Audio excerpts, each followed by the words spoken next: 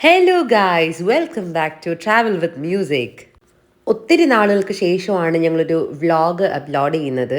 ഏകദേശം ഒരു വർഷം തന്നെ ആയിട്ടുണ്ടാവാം നമ്മളിപ്പോൾ ലൈവ് അപ്ഡേറ്റ് ഒക്കെ ഷെയർ ചെയ്തിട്ട്. അപ്പോൾ എന്താണ് ഇന്നത്തെ വിശേഷം എന്ന് വെച്ചാൽ, നമ്മുടെ നാണിക്കുട്ടിയുടെ തുലാഭാരമാണ്. അപ്പോൾ തുലാഭാരം ഏത് അമ്പലത്തിലാണെന്നൊക്കെ ഉള്ളത് അമ്പലത്തിൽ എത്തുമ്പോൾ അറിയാമെന്നുള്ള കുറേ പേരെങ്കിലും ഉണ്ടാവും.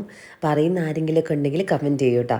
അപ്പം അമ്പലം നമ്മുടെ തിരുവല്ലം നെല്ലിയോട് ദേവീക്ഷേത്രമാണ്. അപ്പോൾ അവിടെ നാണിക്കുട്ടിക്ക് നമ്മളൊരു തുലാഭാരം എൻ്റെ അമ്മ നേർന്നിട്ടുണ്ടായിരുന്നു. അപ്പോൾ അത് നടത്താൻ വേണ്ടിയിട്ടാണ് നമ്മളിപ്പോൾ ഇവിടെ വന്നിട്ടുള്ളത്.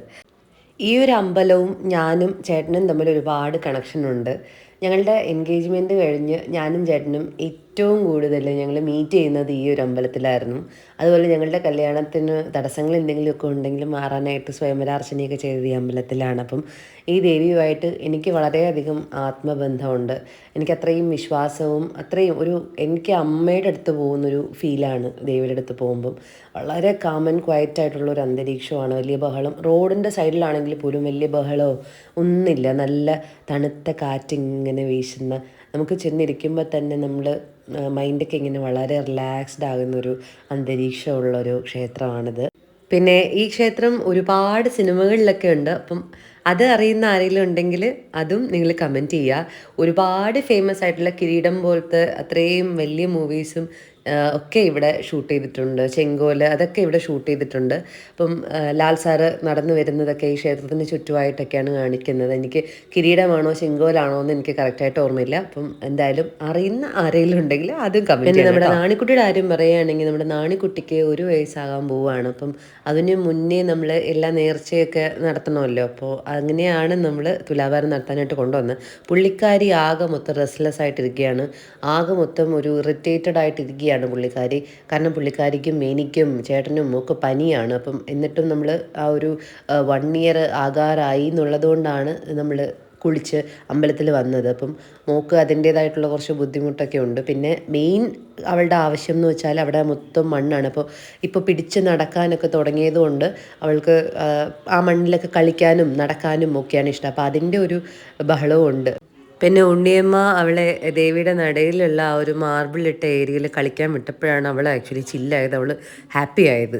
പിന്നെ ഞാൻ പറഞ്ഞില്ലേ, ഇവിടെ നല്ല തണുത്ത കാറ്റാണ് എപ്പോഴും. വളരെ ഒരു ശാന്തമായ അന്തരീക്ഷമാണ്. എപ്പോഴും ഇങ്ങനെ കാറ്റ് വീശിക്കൊണ്ടേയിരിക്കും. അപ്പം അതിങ്ങനെ നമുക്ക് കൊള്ളുമ്പോൾ തന്നെ നമുക്ക് ഭയങ്കര ഒരു പോസിറ്റീവ് എനർജി വരും. ഇത് ഞാൻ പറഞ്ഞില്ലേ, ഇതൊക്കെയാണ് അവിടുത്തെ ഒരു നല്ല വിശേഷങ്ങൾ.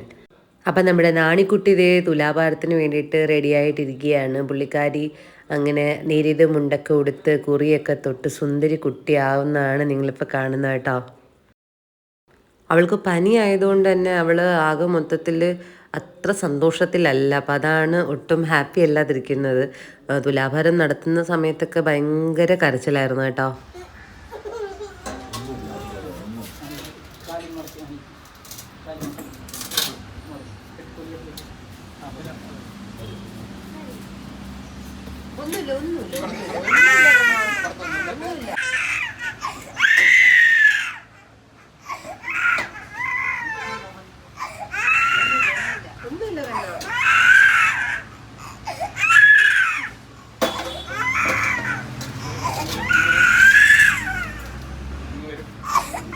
അങ്ങനെ തുലാഭാരമൊക്കെ ഭംഗിയായിട്ട് കഴിഞ്ഞു. ഇനി നമ്മുടെ നാണിക്കുട്ടിക്ക് ദേവിയുടെ നടയിൽ നിർത്തിയിട്ട് നാണിക്കുട്ടിക്ക് ദേവിയുടെ പ്രസാദം തലയിൽ ചാർത്തി കൊടുക്കും.